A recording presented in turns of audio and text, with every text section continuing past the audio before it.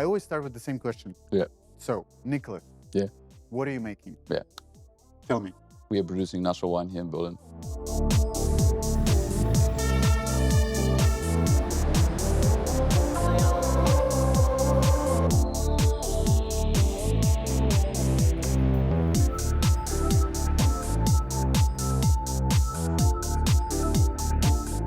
I want to talk a little bit about the name.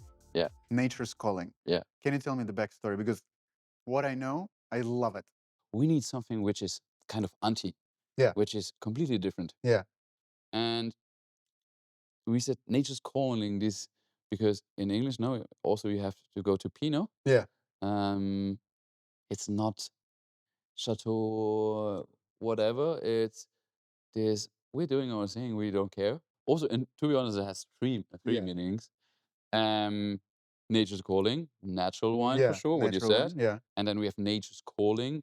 That nature is calling for help. You know, because calling for help. Nature's calling. Come out. Go to nature. Exactly. Respect nature. We have a problem with nature. Yeah. I love it. And also the actual calling, right? Yes. Tell me about that.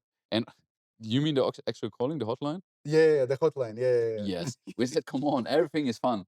This is a high-end product. Yeah. But everything in this wine scene, they are quite elite. They are and not so funny. And we said, come on, this is nature's calling. And how funny it would be if we can call a hotline and then we have sounds from nature, from the vineyard. Yeah. That was the idea. That's amazing. That's amazing. I love it. Walk us through the process of winemaking. Yeah. So what's happening? Okay. In August, September, we are going to the harvest. And where I come from, Pfalz. And then we drive with the grapes to Berlin. And we press the grapes directly here. This is our press. So what's happening here? So you have the grapes. We put in the grapes. You drive in the grapes here. You put in the grapes over here. Yes, we press the grapes. Do you remove the stems or everything is as is, you just put it there? We put it there. You put it there. And the grape quality is amazing. Demeter, super organic, hand-picked. All hand-picked? Yes. Okay. Definitely. And then juice comes out and we fill the barrels with the juice. In vineyards, you use mostly a lot of pesticides. We don't. And then in the process, you add a lot of different things. Okay. A lot of more sulfides, sugars, acids, and so on. But we add nothing. Yeah. There's a kind of risk in the winemaking process. Yeah. And also the wines are changing. But the idea about natural wine is to add nothing, to do really less. Yeah, yeast is Hefe, yeast bacteria. Bacteria. Yes, and these bacteria are also on the grapes. And these bacteria are coming from Pfalz. Yes. So you're basically bringing bacteria, Pfalz bacteria, to Berlin. Yes, definitely. Yeah. And you have also this bacteria from here, this yeast from this building. Yeah. Yes. Okay. And all this combination of yeast bacteria, they building the taste. Means also when we pressing the grapes and producing wines in Pfalz, taste difference to the Berlin produced wines because you have other yeast and bacteria here. Yeah. And we're checking the wine every 2 or 3 weeks. 2 or 3 weeks. Yeah. Is it Hannes? No, I'm doing it. You're doing it? Yeah. Nice. And also part of the team. But Hannes is here every 8 weeks, I would say, every 2 months. And yeah, during this time, I will check the wines mostly. But how do you know if the wine is good or not? You yourself. How do you understand? You have some kind of wine mistakes, or you have a kind of, if that happens, taste like that, you can do that. For example, give them more air or activate the yeast. And yeah, you have some kind of different ideas. And you know it, you understand it. I'm also speaking with Hannes about it. Okay, so it's like, but it's all kind of human to human understanding. There's no machine, no like kind of like no, nothing like analyze it. And there's a big difference between conventional wine and natural wine. Yeah. For conventional wine, they use they buy yeast, and the yeast develop in a different direction. For example, Riesling, fruity, Mm-hmm. acidity. And you insert the yeast yeah, inside the wine. yes. Yeah. Okay. And compared to natural wine, Yeah. these are natural yeast on top, bacteria on top of the grapes and in the surrounding. Mm-hmm. And this is completely different, tastes Nice. different. Yeah. And then at the end, we sometimes we don't have to add. Sometimes we add a bit of sulfites, but a lot of conventional wine makers they use a lot of Yeah. sulfites and a lot of other additives Mhm. like sugar, acidity, and so on. I want to talk about like what does it take to start a business like this? To be honest, my family had me Mm-hmm. for sure. Mm-hmm. Without them, it wouldn't be possible. Yeah. Because they gave me the opportunity to have a bit of money to start a business. And also they gave me the kind of brave to start a business. Mm-hmm. We produced a barrel for a party event after Corona times. We made a lot of different events. We invited some Berghain DJs. We at Cosprosator we made some wild boar sausages with my uncle, and we had some different musicians and parties, and we had a barrel with orange wine and so on. That was kind of the beginning of testing it. We made this Art Biesenthal thing, and a lot of people came. Peggy Gou, Sigurd Larsen, Herbert Hoffmann from Heisenberg, all these cool kids came to Art Biesenthal, and we hosted the event there. We hosted, we had this kind of gastronomic concept, and I spoke with all the people. I asked, "Hey, Peggy, do you have some time? We launched a new brand called Nature's Calling. Do you know Pet Nat, orange wine?" And she said, "Oh wow, I love this Pet Nat," Uh-huh. and also I love other it. people loved it. I love And it. it was a kind of testing and Yeah. um, Testing the waters. Yeah. testing the wines, testing Yeah. the community, and To I asked them, Peggy Gou, Herbert Hoffmann, and so on. Hey, do you like it? Do you know that? What do you think about it? yeah. And it was super humble. Yeah. Exactly. Peggy Gou asked me for 12 bottles because we love the I wine. love it. She promised me, okay, there you have 12 bottles, but I you have love to it. post it. I love it. At the beginning, we started with 400 bottles. 400 bottles. Yeah. Okay. And then we produced 2,000 bottles. 2,000 bottles. Yes. Amazing. And then we had 10,000 bottles. And at the beginning, we were producing between 20 and 30,000 bottles. I love it. Yeah. And that was all before this space. Yes. We had an investment of 50 to 100,000 euro. Mm-hmm. Yes. Okay. And then for this project and to produce more bottles and to work on our brand, we in total 350,000 euro. 350,000 euro Yeah. to start the brand, launch a winery, Yeah. The first natural and winery become in the first Berlin, yeah. natural winery in Berlin. Yeah. You were born in Pfalz. Yeah. And your family has been running a hotel zum Riesen Yeah, right. since 300 years. Yeah. Can you tell me a little bit about that? Yeah, I grew up in this hotel, restaurant, wine region, and yeah, gastronomy and making people happy this is my business I come from. Yeah, when I was young, I was, for example, in charge for the reception Uh-huh. to say hello, and Uh-huh. sometimes because a sweet child and combined with my parents is quite nice. And yes, this is a family business to welcome people, to make people happy, And make them what a I good also time. read that the restaurant at the Hotel zum Riesen Yeah. got the Michelin recognition as Yeah. amazing, affordable Yeah. local food, Yeah. right? My father is cooking, Mm-hmm. and before my grandmother was cooking there, Mm-hmm. and my aunt has a farm. Some part of our family is growing wine, and it's a really nice combination of people and of the countryside, and we combine in this restaurant and this hotel everything. Pfalz, or where I come from, next to Landau, Mm-hmm. it's 15 minutes next to the French border. Yeah. And it's a really sunny, welcoming area. You grew up in Pfalz, working in a family hotel. Yeah. You kind of soaked up all the hospitality spirit and Yeah. everything. But then you decided to go and study sociology. Yeah? Yeah, kind of. What was your route? Like, I mean, My from road was, well, I wanted to be a big Michelin star chef. That Yeah. was my dream. With 17, I worked in different restaurants. I also learned to be chef. I worked in France. I worked in London. I worked for the Fat Duck Uh-huh. when they got nominated as the best restaurant in the world. That's- Crazy people from all over the world. We cooked for stars like Leonardo DiCaprio and so on. And then I had an accident at this restaurant. Which one? I had a crash with a car. I was super Wow. tired, worked the whole week, and I decided to study Mm-hmm. business and sociology. Sociology. Yeah, And where did you do that?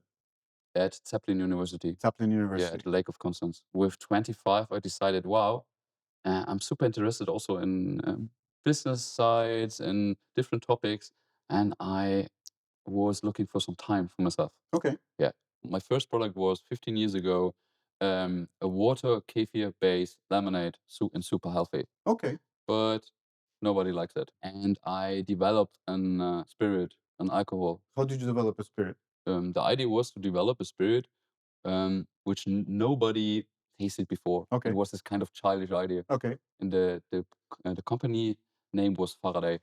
Faraday. Yeah, we also sold it to Japan, Korea, and so on. This was my first company. It was a combination of a special flower called paracress Okay. from Brazil, and I grew it in my garden Oh wow. and combined it with different tea flavors. And was it like a hard liquor? As a hard liquor. So you had a distillery? Yeah. Or you like rented the Yeah, distillery? no, I produced it at some reason. I read a book when I was 20. Mm-hmm. It's called White Book, das weiße Buch in German, and it's from a crazy guy, Raphael Hosson. He invented kind of new religion. He made the craziest art exhibitions. He was crazy about business and art and a dreamer, and I loved him. I loved his book, and I said, "Wow, this man is crazy." I wrote him a letter, and also I sent him my first kind of water kefir developments, my first businesses, my other Wow. business I love ideas, it. and I asked this artist, this businessman, this crazy guy from Berlin, "Hey, do you like to be my mentor?" Mm-hmm. And he said, "Yes. I'd like to spend 60 days with you in Berlin, and I like to have a study about network theory, but my idea was also to have some fun." Mm-hmm. And then he said, "Yes, let's do that." And the idea was I spent nearly every day with him for free. Yeah. I work with him. And this is how we got friends, and he helped me with everything. And also, the best thing about it, this guy, Raphael, he gave me some brave about business, Okay. you know, to try something. You know, when you grow up, and of course, my family are entrepreneurs in a way, but to do really different things. Yeah. And he was the mentor for it. Your family has been running this hotel for 300 years. Yeah. So this is like how many generations? Like 6, Yeah. 7 generations passed through like the same business. Yeah. So everybody knows like every corner of the hotel. Definitely, yeah. How does this feel to leave this place? It feels super hard, also right now for me. My parents are sad, Yeah. super sad at the moment, also right now, because they're getting older and older, and they don't know what to do. And this is really a sad story. I don't know what to do at the moment because it's my family business. I really love them. I love my family. I miss them. I miss my mother every day, and not to be there and also not to work with them is also a big thing for me. But I love Berlin. I love the city. I love my friends here. And your path.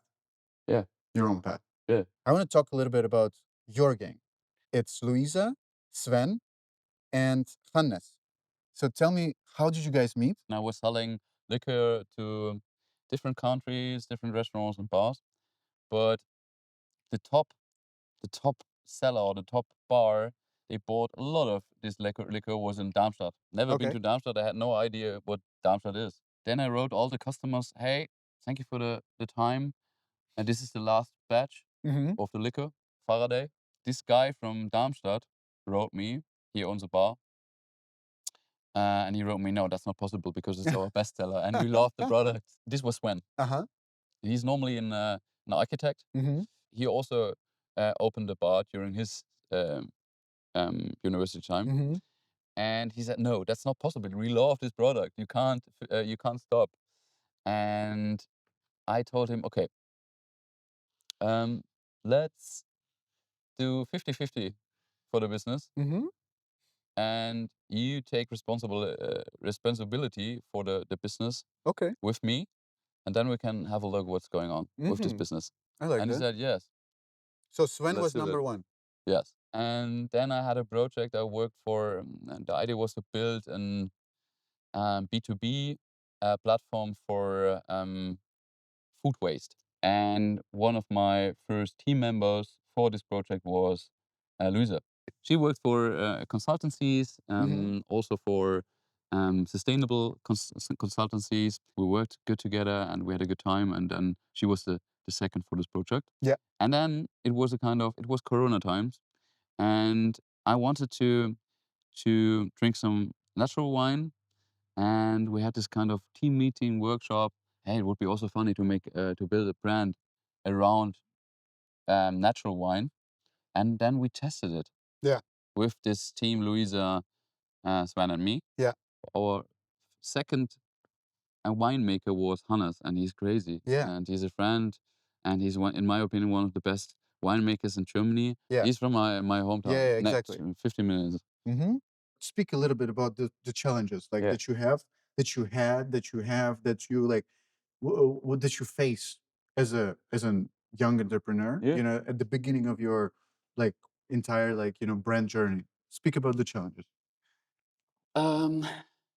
A big challenge is definitely money. Money. Because, and also this kind of pre-financing Yeah. things. When you're producing a product and it takes 1 or 2 years to sell the product, you need money for it. Yeah. And the problem is, I asked several times our bank, hey, we need money for pre-financing our wines. Yeah. They told us, we don't support young companies.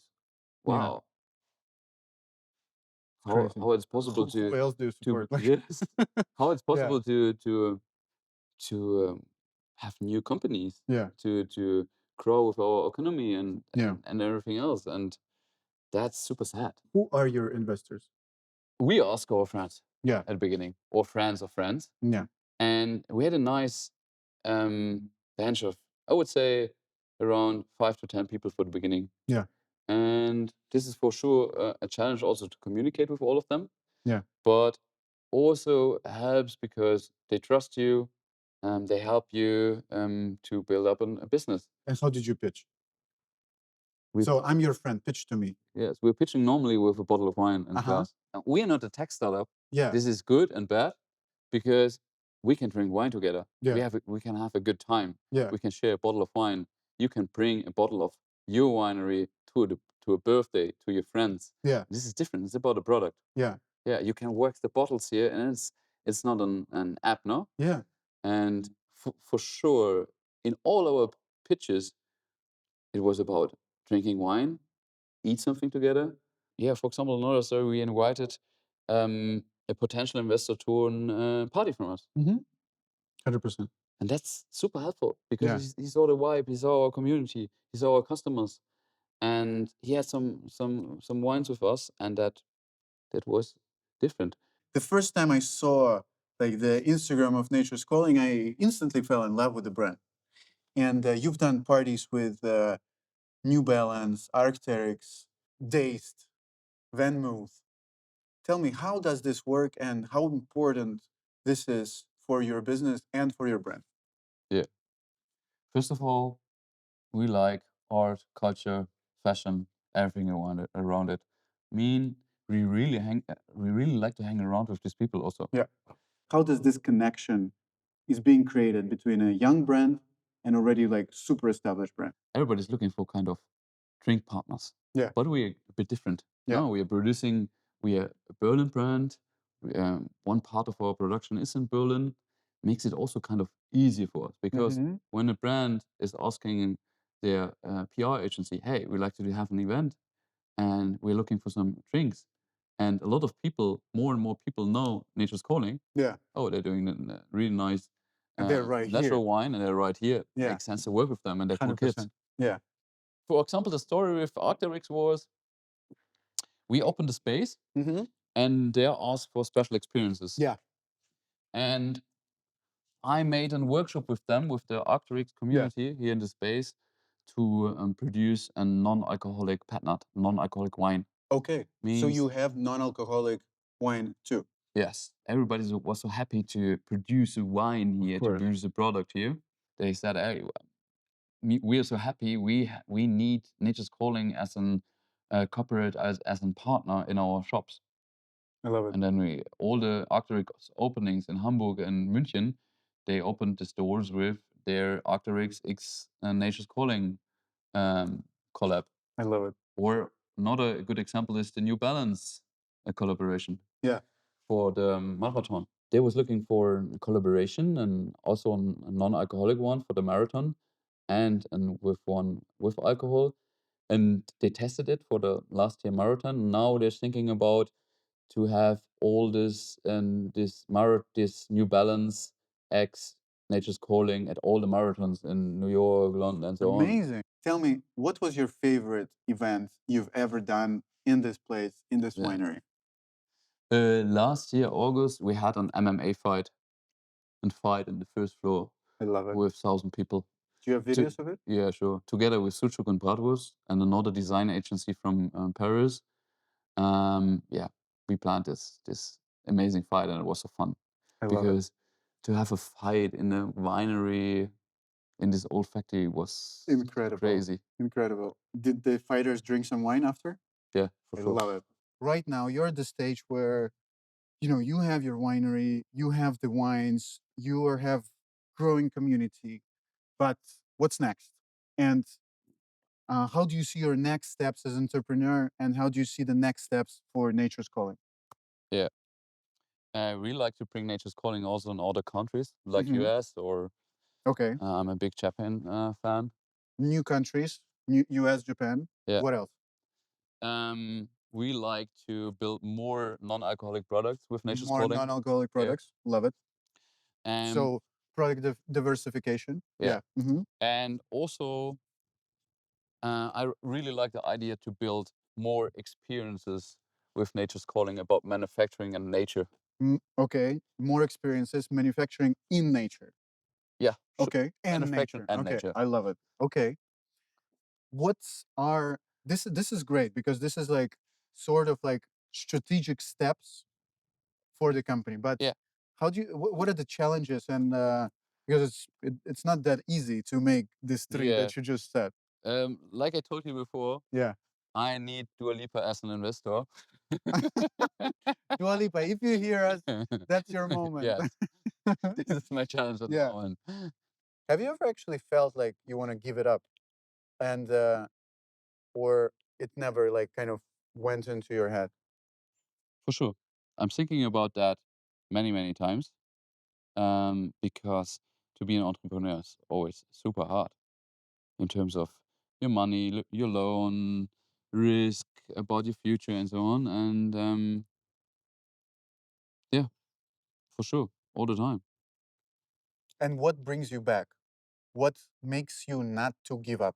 For example, to show you the new Grüner Vizama and Lingris, the development, the product, I'm super in love about the results. I'm so excited about what's going on in the next months with these wines. I'm excited for the next big events like the fights, curiosity, and also the lore for the product. Thank you so much, Nico. Thank you so much. Did you like it? Yeah. Hello.